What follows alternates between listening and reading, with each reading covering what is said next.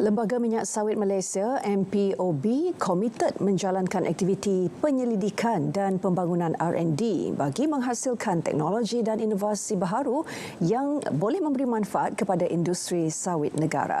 Buktinya, lebih 700 teknologi dan kira-kira 194 perkhidmatan telah dihasilkan melalui aktiviti R&D untuk tujuan pengkomersialan dan digunapakai oleh pihak industri dan usahawan setakat 2022. Apa antara cabaran utama yang dihadapi dalam penggunaan dan juga pengkomersialan teknologi dan inovasi sawit dan bagaimana MPOB menanganinya? Topik teknologi dan pembangunan sawit ini tumpuan BIS Malaysia hari ini. Teruskan bersama kami.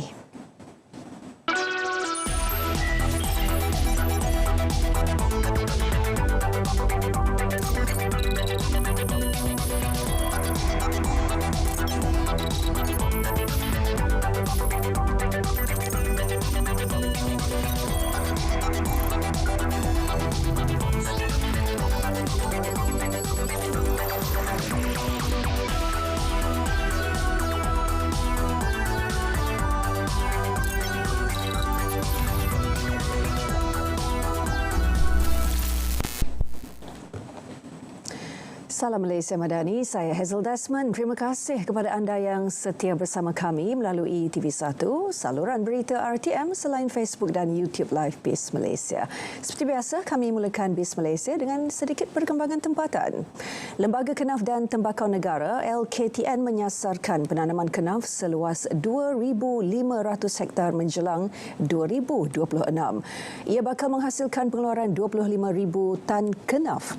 Pengerusinya, Datuk Wan Abdul Rahim Wan Abdullah berkata, hasil pengeluaran itu membabitkan pekebun kecil, syarikat swasta serta koperasi. Ia turut melibatkan penanaman kenaf di Sabah dan Sarawak dengan keluasan 100 hektar bermula tahun ini. Seperti yang dinyatakan oleh Timbalan Menteri baru ni, di kawasan dia tu, di Beaufort tu, ada 1,000 hektar yang ada untuk ditanam dengan kenaf ini. Jadi bidang ini adalah bidang yang masih lagi mempunyai potensi yang cukup tinggi sebagai tanaman masa depan. Tambah beliau, kekangan krisis COVID-19 menyebabkan hanya sekitar 744 hektar tanaman kenaf direkodkan setakat ini. Namun, pelbagai inisiatif dilakukan bagi menarik kembali minat pengusaha tanaman tersebut. Dan seterusnya kita tinjau prestasi pasaran sehingga sesi dagangan tengah hari tadi. Untuk laporan penuh kita bersama Pengurus Dana PNB Investment Nur Hazira Mazilan.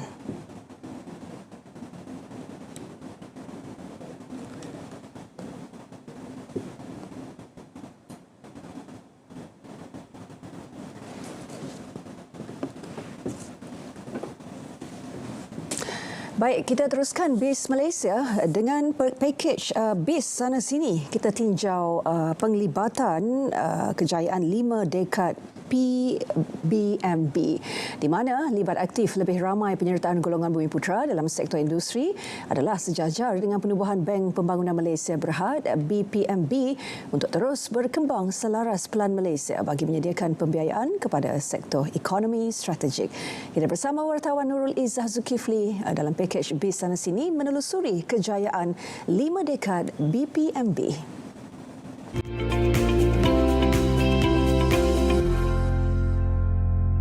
Ditubuhkan pada 28 November 1973, Bank Pembangunan Malaysia Berhad berkembang mengikut keperluan negara yang membangun, melayani rakyat Malaysia dengan memberi keutamaan kepada sektor-sektor pertumbuhan ekonomi utama negara.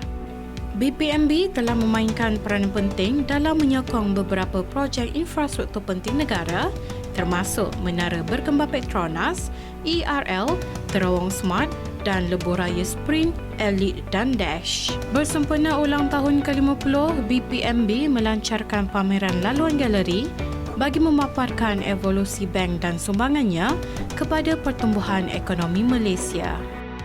Today we are having our gallery walk to celebrate our 50-year journey as a bank. We have a very rich history of development, mirroring the development of our nation. Over the years, we've had amazing people who had done the right things. That's why we stand today after 50 years since inception.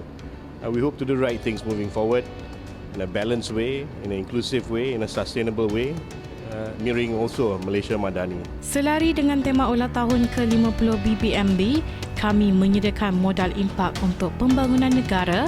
BBMB akan terus menekankan impak alam sekitar, sosial dan ekonomi yang sejajar dengan rancangan Malaysia ke-12, RMK12 dan Matlamat Pembangunan Mampan SDG bagi memacu Malaysia ke hadapan. BPMB menumpukan penyediaan kemudahan pembiayaan dalam sektor-sektor yang dianggap strategik untuk pembangunan negara. Dimiliki oleh syarikat milik Menteri Kewangan diperbadankan, kumpulan PBMB telah diberikan penilaian tertinggi AAA oleh RAM Rating Services Berhad dan Malaysia Rating Corporation Berhad. Ia dikawal selia oleh Bank Negara Malaysia di bawah Akta Institusi Kewangan Pembangunan 2002. Dengan jumlah dana pemegang saham mencecah 8.86 bilion pada Disember 2022, kumpulan BPMB kini berada dalam kedudukan yang baik untuk memenuhi keperluan pembiayaan dan pembangunan perniagaan perusahaan Malaysia. Di samping berharap akan terus kukuh dengan menjadi antara institusi kewangan pembangunan yang seimbang, menyeluruh dan mampan. Pameran khas ini menelusuri sejarah dan juga sumbangan Bank Pembangunan Malaysia Berhad kepada negara sepanjang 5 dekad ini. Bersempena dengan ulang tahun 50, BPMB akan terus komited bagi membangunkan sosioekonomi Malaysia selari dengan hala tuju strategi Agenda 2025 BPMB.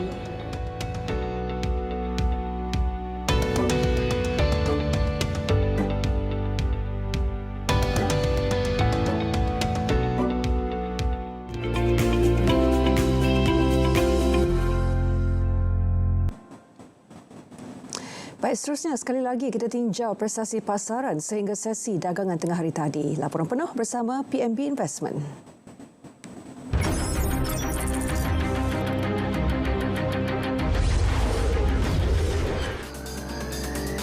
Pada penutup 12.30 tengah hari, indeks komposit FBM-KSCI turun 0.12 mata untuk ditutup rendah kepada 1,387.21. Pasaran berada dalam trend negatif dengan kaunter rugi mengatasi kaunter untung pada kadar 471 berbanding 241. Sementara 1,569 kaunter kekal tidak berubah atau tidak diurus niaga. Secara keseluruhan, 30 saham komponen FBM-KSCI menyaksikan 9 kaunter untung, 15 kaunter rugi dan selebihnya kekal tidak berubah. Antara kaunter untung, Petronas Dagangan Berhad, Kuala Lumpur Kepong Berhad dan QL Resources Berhad masing-masing naik 24 sen, 8 sen dan 7 sen. Manakala kaunter rugi, Aziata Group Berhad dan Pressmetal Aluminium Holdings Berhad masing-masing turun 5 sen setiap satu dan Inari Emerton Berhad turun 3 sen. Sementara itu, nilai matuan tempatan didagangkan lemah. RM susut 0.26% kepada RM3.27 setiap 100 sen, 0.21% kepada RM5.06 seeuro, 0.16% kepada RM4.64 sedolar Amerika, 0.13% kepada RM3.46 sedolar Singapura dan 0.03% kepada RM3.93 sepaun. Laporan disampaikan oleh Nur Hazira Mazlan, PMB Investment Berhad.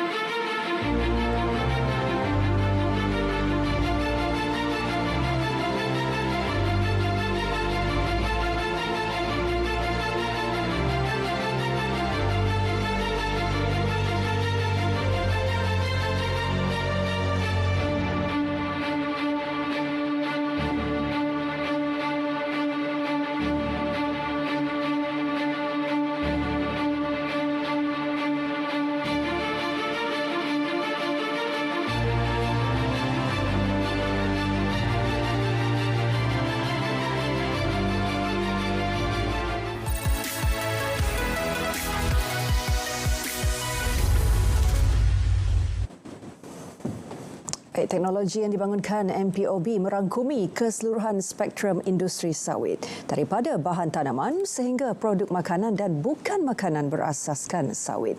Topik teknologi dan pembangunan sawit. Untuk mengupas lanjut, hadir di studio hari ini ialah Ketua Pengarah MPOB, Datuk Dr. Ahmad Parviz Haji Gulam Kadir di studio bersama saya untuk membawa kita mengenal sisi lain sumbangan industri sawit, khususnya daripada inovasi-inovasi yang tercetus di peringkat hiliran. Datuk Parviz, mungkin terlebih dahulu boleh kongsikan secara ringkas perkembangan terkini industri sawit negara. Terima kasih kepada pihak RTM kerana menjemput MPOB untuk bersama-sama berkongsi peranan industri sawit negara kepada ekonomi negara dan juga pembangunan negara. Sebenarnya apa yang kita tahu sebenarnya industri sawit telah memberi sumbangan yang cukup besar kepada ekonomi negara, khususnya dari sektor agri-komoditi, di mana kita adalah penyumbang terbesar. Dan untuk pengetahuan, lebih kurang 3 juta penduduk Malaysia secara langsung dan tidak langsung terlibat dalam industri ini, dan yang terlibat dalam sebagai pekerja, dan lebih kurang 5,5 juta atau 500,000 pekebun kecil persendirian dan juga tersusun terlibat dalam industri ini. Apa yang penting, lebih kurang 70% kawasan pertanian di negara kita adalah diliputi oleh pokok sawit. Keluasan lebih kurang hampir 6 juta hektar. Dan apa yang penting juga, kita sebagai sebuah negara, kita mengeluarkan lebih kurang 18 hingga 20 juta tan minyak sawit satu tahun. Apa yang penting sebagai negara yang kecil dengan hanya 30 juta penduduk, kita sebenarnya adalah negara yang kelima terbesar di dunia yang mengeluarkan minyak dan lemak. Dan dari segi ekspor, Malaysia adalah negara yang kedua terbesar. Dan apa lebih penting lagi ialah hampir 8.4% minyak dan lemak dunia adalah dikeluarkan atau dihasilkan di Malaysia. Menunjukkan betapa pentingnya industri ini kepada bukan saja Malaysia tapi kepada keperluan minyak dan lemak dunia. Dan pada tahun lepas 2022, sumbangan ekspor produk-produk sawit dan minyak sawit adalah bernilai hampir 138 bilion ringgit. Sumbangan ketiga terbesar selepas elektronik dan juga petroleum. Pada tahun ini disebabkan oleh penurunan harga minyak sawit lebih kurang 30%. Penurunan nilai ataupun pendapatan ekspor berkurangan lebih kurang 30% berbanding 5 bulan pertama tahun lepas. Tahun ini pendapatan ekspor kita lebih kurang 25 bilion ringgit untuk 5 bulan pertama berbanding 36 bilion untuk tahun lepas. Dan ini penurunan ini adalah disebabkan oleh penurunan harga. Dari segi jumlah ekspor hanya berkurang 1.2% pada tahun ini sebanyak 5.92 juta tan untuk 5 bulan pertama berbanding dengan 5.99 juta tan pada tahun lepas. Antara negara yang menunjukkan peningkatan ekspor adalah China dan Kenya, dan Kesatuan Eropah dan India menunjukkan sedikit pengurangan. Kita dapati Kesatuan Eropah lebih terkenal dengan sekatan yang dikenakan dan juga peranan biodiesel. Walau bagaimanapun, MPOB akan terus memperkenalkan teknologi-teknologi baru agar kita dapat meningkatkan lagi nilai tambah supaya pendapatan negara dapat terus ditingkatkan daripada hanya menjual minyak masak. Banyak cerita yang saya telah dengarkan daripada Datuk Parviz sendiri sebelum siaran tadi, dan saya boleh katakan perkembangan penyelidikan MPOB ketika ini memang pada tahap yang membanggakan. Tapi kita ingin tahu juga sejauh manakah teknologi dan inovasi yang dihasilkan MPOB telah memberi manfaat dan juga pulangan kepada industri sawit negara. Sebenarnya memang peranan ataupun peranan R&D, penyelidikan dan pembangunan dan pengkomersialan amat penting dalam suatu industri. Tanpa ada teknologi ataupun pembangunan, kita akan berada di tahap lama. Jadi apa yang berlaku perkembangan pesat industri sawit di negara kita lebih 106 tahun sejak pengkomersialan pertama pada 1917 yang lepas, kita melihat industri teknologi dari segi mula-mula lebih pada teknologi penanaman, kemudian bahan tanaman, dan kemudian sekarang kepada produk-produk makanan dan bukan makanan yang dihasilkan oleh MPOB dan juga mungkin sebahagian industri telah memberi kesan yang besar kepada peranan industri ini dan juga menunjukkan lebih besar sumbangannya kepada industri. Jadi peranannya R&D yang dihasilkan oleh MPOB ini menyeluruh seperti disebut daripada huluan ke hiliran. Sehingga ini seperti disebut, kita ada lebih 712 teknologi telah kita perkenalkan dan 194 perkhidmatan kita perkenalkan pada industri dan juga pada industri dan juga industri mikro, kecil dan sederhana untuk mereka mengambil peluang melabur dan terlibat dalam industri untuk menghasilkan produk-produk makanan dan bukan makanan daripada industri ini atau dari teknologi yang dihasilkan. Kalau dari segi penanaman, kita melihat teknologi yang kita hasilkan seperti benih, baja, bahan kawalan perosak dan begitu juga contoh alat pengait buah, mekanisasi dan sebagainya, lebih akan memberi kesan kepada peningkatan hasil. Kita ada banyak contoh teknologi yang kita hasilkan yang mana membantu penanam dan pengeluar untuk mereka meningkatkan hasil dari segi kawalan menggunakan benih yang baik, kemudian teknologi untuk kawalan penyakit untuk mengurangkan kesan kehilangan hasil dan sebagainya. Dan begitu juga dari segi teknologi penuaian dan juga pengangkutan buah yang meningkatkan hasil. Dan masa yang sama juga, minyak sawit ini juga yang dihasilkan bukan setakat digunakan untuk makanan, tapi juga boleh digunakan untuk bukan makanan. Di sini peranan kita menghasilkan teknologi. Dari segi makanan pun bukan setakat hanya minyak masak. Kita tahu minyak masak, tapi sebenarnya banyak benda-benda makanan yang dihasilkan seperti santan sawit. Seperti mana kita ada minyak sawit merah, kita ada pelbagai cheese, keju yang kita hasilkan, biskut, banyak produk makanan yang bernilai tambah daripada minyak sawit dan juga minyak sawit merah. Dan begitu juga produk-produk bukan makanan. Kita mungkin sebelum ni kita mungkin menghasilkan biodiesel.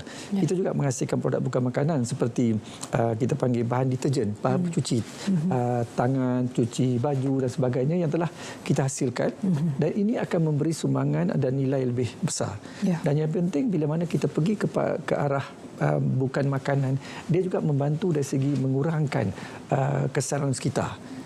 Contoh kalau kita menggunakan sabun pencuci, kalau sebelum ni sabun kita mungkin berasas sebahagiannya menggunakan bahan daripada petroleum. Kita menggantikan dengan minyak sawit yang mana ia adalah bahan makanan yang selamat dan mengandungi vitamin E yang lebih baik untuk kulit dan kesihatan kita lah. Jadi produk-produk ini juga adalah mesra alam. Jadi secara tak langsung teknologi yang kita hasilkan ini akan membantu meningkatkan pendapatan di mana kita menghasilkan produk-produk yang mempunyai nilai yang lebih tinggi dan lebih banyak penggunaan minyak sawit ini dapat digunakan untuk kegunaan orang ramai. Bukan semata-mata untuk masak sajalah. Sama ada sedar ataupun tidak sedar, semua produk makanan dan bukan makanan yang disebutkan Datuk Parvez itu tadi memang telah pun menggunakan teknologi dan inovasi yang dihasilkan oleh MPOB. Apa pula cabaran utama yang dihadapi dalam penggunaan dan pengkomersialan teknologi yang telah disebutkan tadi, Datuk, dan bagaimana MPOB menanganinya? Itulah antara cabarannya ialah kita dapati mungkin masih lagi ada kesedaran. Ramai yang mungkin masih tidak tahu. Kita ada lebih 700 teknologi yang telah kita hasilkan, yang mana sebahagiannya mungkin boleh diguna pakai oleh pihak di luar sana, pihak peniaga mikro, kecil dan sederhana dan juga industri besar untuk manfaatkan teknologi ini. Apa yang kita dapati, kadang-kadang teknologi ini tidak diketahui oleh mereka. Dan kedua ialah contoh teknologi dari segi peladangan. Kadang-kadang keadaan ladang kita tak sama. Jadi teknologi kita ni tidak boleh macam digunakan untuk untuk semua keadaan. Mungkin ada ladang yang sesuai, ada ladang yang tak sesuai, dan juga ketinggian pokok dan sebagainya. Jadi ini antara cabaran kita hadapi lah, di mana mungkin kita perlu lebih banyak kerjasama dengan pihak industri ataupun sedikit menambahbaikkan supaya alat atau teknologi yang kita hasilkan dapat diguna pakai di semua ladang yang ada. Sebab kita ladang kita ada berbagai. Yang teres, yang berbukit, yang tanah gambut, lembut dan sebagainya. Dan begitu juga dari segi kos penyelidikan yang tinggi juga sebenarnya menjadi cabaran pada kita. Dan juga dari segi kita panggil kesediaan industri. Contoh kadang-kadang setengah industri atau kecil mungkin menggunakan kontraktor untuk menjalankan sebahagian daripada aktiviti mereka. Jadi mereka kurang menggunakan jentera kerana mungkin untuk mengelakkan kos. Tapi sebenarnya kalau dengan penggunaan jentera dan teknologi yang kita hasilkan ini, mereka dapat lebih meningkatkan hasil dengan kurangkan bergantungan pada buruh. Dan begitu juga kita dapati bahawa sebenarnya sebahagian teknologi kita juga memerlukan kerjasama untuk kita panggil untuk dapat terus dikomersialkan. Ada kebanyakan teknologi yang kita hasilkan memang sedia untuk dikomersialkan. Dan apa yang kita buat sebenarnya di peringkat MPOB, kita mengadakan seminar pembinaan teknologi yang kita adakan setiap tahun. Atau kita panggil teknologi transfer teknologi atau TOT. Di mana di sini kita memperkenalkan teknologi kepada pihak masyarakat, pada industri, pada peniaga ya, tentang teknologi-teknologi baru yang kita hasilkan setiap tahun. Dan kita ada website kita sendirilah di mana semua teknologi yang telah kita hasilkan boleh mereka lihat dan mereka menilai dan kita ada pejabat yang boleh membantulah untuk membantu mereka. Dan kita juga selain daripada TOT, kita juga turun ke padang berjumpa dengan pihak-pihak yang berminat dan termasuk kerjasama dengan contoh SME Corp sendiri untuk kita dapat lebih berinteraksi dengan lebih banyak pihak untuk mereka mengetahui teknologi yang ada agar mereka dapat menerima pakai dan kita akan bantu dari segi pelaksanaan lah. Dan begitu juga kita ada juga terbaru-baru dalam 2 tahun lepas kita mewujudkan MARCOP, Mechanization Konsortium Penyelidikan Bangunan untuk Mekanisasi dan Otomasi di Ladang. Di sini juga kita bekerjasama, kita beri peluang kepada pihak industri atau syarikat yang berminat ataupun agensi yang ada teknologi untuk mereka memperkenalkan teknologi mereka dan kita membantu dari segi dana supaya mereka dapat menghasilkan teknologi yang sesuai untuk digunakan di semua ladang. Dan berbalik kepada apa yang saya sebut tadi, kita juga menggalakkan kerjasama dengan pihak industri. Malahan sekarang kita cuba berusaha dengan berjumpa dengan syarikat-syarikat yang terlibat dalam industri untuk kita berbincang sekiranya mereka ada cadangan mungkin teknologi yang ingin mereka ataupun satu produk yang ingin mereka hasilkan tapi mereka tidak mempunyai kepakaran. Di sini kita tawarkan kepakaran kita bekerjasama supaya teknologi yang ataupun produk yang mereka inginkan kita dapat bantu hasilkan melalui penyelidikan dan kepakaran yang kita ada dan kemudian pihak tersebut boleh mengkomersialkan. Jadi ini antara yang peranan kita ambil supaya lebih ramai dapat mengambil teknologi yang kita hasilkan.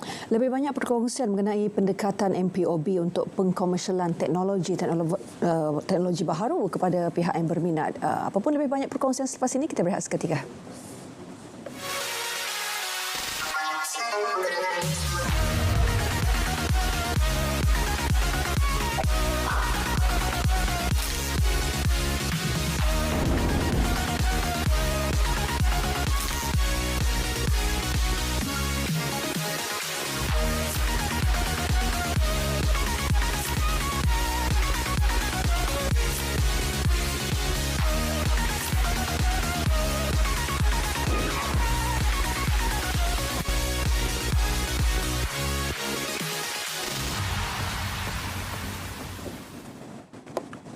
Baik, kekangan dalam sistem operasi peladangan dalam mengadaptasi teknologi selain kos R&D yang semakin meningkat. Ini antara beberapa cabaran utama dalam pengkomersialan teknologi dan inovasi sawit. Mengupas lanjut topik teknologi dan pembangunan sawit, masih lagi di studio bersama saya, Ketua Pengarah MPOB, Datuk Dr. Ahmad Parvez Haji Gulam Kadir. Datuk Parvez, disebutkan tadi bahawa teknologi yang dihasilkan MPOB ditawarkan kepada pemain industri dalam negara melalui pemindahan teknologi untuk tujuan pengkomersialan. Datuk boleh kongsikan pendekatan yang digunakan oleh MPOB untuk mereka yang berminat untuk pengkomersialan teknologi baharu ini? Terima kasih. Seperti yang saya sebut di awal tadi, kita menganjurkan sebenarnya setiap tahun MPOB menganjurkan seminar pemindahan teknologi atau kita panggil transfer of technology, seminar TOT, di mana kita setiap tahun kita akan memperkenalkan teknologi baru yang dihasilkan yang sesuai untuk masuk ke ataupun untuk dikomersialkan. Dalam masa sama juga kita memperkenalkan teknologi-teknologi yang sedia ada yang mungkin belum ada mereka yang mengambil bahagian ataupun mungkin masih lagi peluang untuk ramai orang menceburi bidang tersebut supaya mereka dapat melihat dengan sendiri teknologi yang ada. Dan dalam masa pemindahan teknologi juga kita sebenarnya kita akan kita adakan sepanjang 1 hari di MPOB. Mungkin tahun-tahun sebelum ni, 2 tahun lepas kita mengadakan cara hybrid disebabkan oleh COVID. Alhamdulillah tahun ni kita mengadakan cara fizikal sepenuhnya di Ibu Pejabat kami di Bandar Baru Bangi.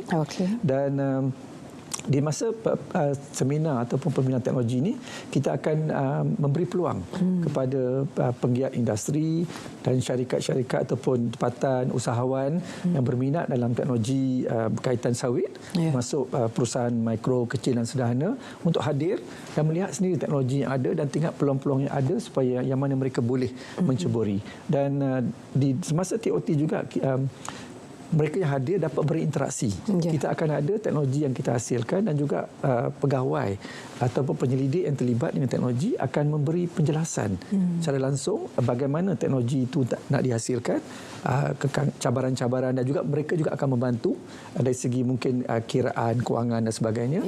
Dan seterusnya kita juga mereka dapat dibantulah supaya menjadi sebarang persoalan yang mereka hadapi atau yang mereka fikirkan untuk nak terlibat dalam industri itu dapat kita atasilah. Ya. Dan kita juga di sesi seminar ini kita akan memperkenalkan teknologi. Ya. Dan kita juga ada sesi dialog ataupun perbincangan di sebelah petang. Biasanya kita selain pameran, Ya. kita ada perbincangan di mana akan ada syarikat-syarikat yang telah mengambil teknologi kita yang telah berjaya, telah selain mereka membuat pameran, mereka juga menyampaikan ceramah tentang bagaimana pengalaman mereka mengambil teknologi dan mengkomersialkan teknologi MPOB. Yeah. Dan begitu juga kita ada juga beberapa syarikat yang terlibat macam SME Corp dan sebagainya, penyumbang dana juga akan hadir. Jadi itu juga akan membantu di mana sebahagian daripada pihak industri ataupun usahawan boleh nampak di mana peluang-peluang untuk mereka mungkin mendapatkan dana untuk mereka terlibat dalam industri lah. Dan pada tahun ini insya-Allah kita akan menganjurkan seminar ini pada 6 Julai tahun ini di MPOB. Ya. Dan dijangkakan Yang Amat Berhormat Yang Perdana Menteri ataupun Yang Merangkap Menteri Peladangan dan Komoditi akan merasmikan seminar TOT kita lah pada tahun ini. Dan akan kita adakan di Dewan Sawit Bandar Baru Bangi. Ya. Saya kira seminar TOT 2023 ini memang amat menarik kepada mereka yang terlibat dalam industri sawit dan mereka yang berminat dengan peluang perniagaan berasaskan sawit. Kalau boleh dikongsikan siapa agaknya kumpulan sasar pihak MPOB? Okay. Kita mempunyai sasaran kita adalah pertama ialah teknologi yang berkaitan dengan sawit. Okey. Dari segi penanaman dan sebagainya, memang sasaran kita adalah industri sawit sendiri, termasuk pekebun kecil. Dalam masa sama kita juga ada produk-produk makanan dan bukan makanan. Di sini sasaran kita adalah semua usahawan, sama ada usahawan yang besar, usahawan mikro, kecil, sederhana yang berminat, kerana bukan semua teknologi yang kita hasilkan ini adalah memerlukan dana yang besar. Kita ada banyak produk seperti saya sebut tadi lah, mungkin sabun pencuci. Kita ada satu teknologi yang kita hasilkan tapi tak ada orang yang ambil lagi. Contoh ialah kita ada alat yang kita spray minyak masak. Contoh kalau kita nak buat roti canai, kita spray je. Instead of kita guna banyak minyak, kita spray. Jadi minyak kita gunakan sedikit dan lebih rata, dan juga besok bila roti itu siap pun tak banyaklah kesan minyak. Dan begitu juga kita ada contoh macam santan. Santan sawit yang kita hasilkan. Buat masa ni kita nampak banyak juga orang jual cendol santan kan. Santan sawit ini sebenarnya lebih baik digunakan berbanding dengan santan kelapa. Kerana dia lebih tahan dan kurang tak cepatlah basi seperti mana santan kelapa.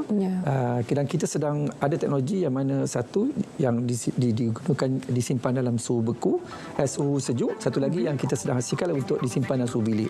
Jadi ini antara teknologi-teknologi yang kita hasilkan. Kita harapkan sebahagian daripada pemain industri di luar sana dapat yang berminat untuk datang ke MPOB menghubungi kami di laman web MPOB untuk dapat maklumat lanjut. Dan kita menjemputlah kepada mereka yang berminat untuk hadir pada 6 hari bulan Julai bermula jam 11.30 sehingga 5 petang di MPOB secara walk-in. Kita akan ada seperti sebutlah sesi petang untuk lebih berinteraksi dengan teknologi dan juga pendidik kami. Kemasukan paling penting percuma tahun ini. Tahun ini percuma. Baik, terima kasih Dato' Ahmad Parvez, Ketua Pengarah MPOB untuk perkongsian pandangan itu tadi. Dan BIS Malaysia edisi Selasa 20 Jun berakhir di sini. Saya Zul Desmond, Salam Malaysia Madani.